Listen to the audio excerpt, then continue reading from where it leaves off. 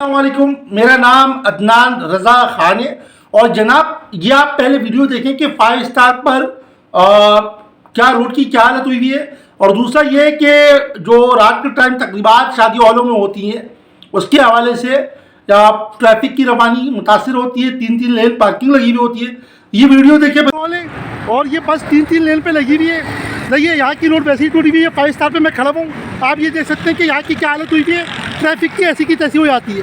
तो काइंडली इस पर नोटिस लें और ये हॉल मालकान जो है इस बात पर जो है वो एक खसूसी वो एक करें तमाम कि पार्किंग की जगह जो है मखसूस की जाए। ये आप देख सकते हैं कि 3-3 जगह लेन पे पार्किंग लगी हुई है। आपने ये वीडियो देखी तो भाई ये हमारे तहजीब का दायरा है।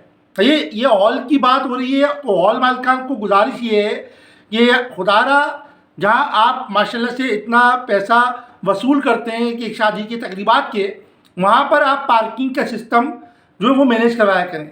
दूसरी चीज़ ये कि तकरीबात में आए हुए लोगों से गुजारिश ये है कि माशाल्लाह से अल्लाह पाक आपको मुबारक करे, आपके घर में तकरीबात हो रही हैं, खुशियाँ हो रही हैं, तो आप अपने साथ आए हुए मेहमानों को, जो गाड़ियाँ आपके साथ आ रही हैं या फिर जो बसें आपके साथ आ रही हैं, उनको बोलें कि यार ये क्या तरीका है, ये आप 3-3 लेन में पार्किंग लगा रहे हैं। तो ये एक मामला ये भी है क्योंकि आवाम परेशानी में वैसी होती है और परेशान किया था आवाम को। अच्छा दूसरी चीज़ मैं साथ साथ ये बोलता हूँ कि हमारा फूड स्ट्रीट माशाल्लाह से नॉर्थ नाज़ाबाद ब्लॉक एल और एच के जो डिवाइडिंग पर है वो बड़ा प्यारा बनाया गया है। लेकिन वहाँ पे भी शाम के बाद से ये पोजीशन होती है कि 2-2 लेन और 3-3 लेन पार्किंग लगी हुई होती हैं। तो हम जो है भाई किस दुनिया में रह रहे हैं, हम क्या लोगों को दिखा रहे हैं, क्या कहना चाह रहे हैं।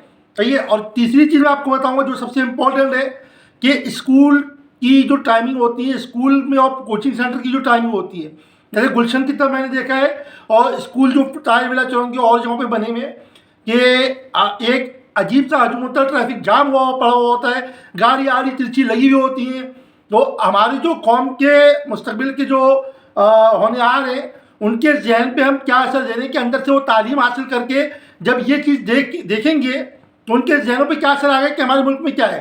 तो जाहिर सी बात है कि जब वही चीज़ देखेंगे और बाहर के निज़ाम में जब वो जाएंगे, बाहर मुल्क से बाहर जाएंगे, तो वहाँ का निज़ाम तो बिल्कुल ही अलग है। वो यही के बोलेंगे कि हमारा सिस्टम ही ख़राब है।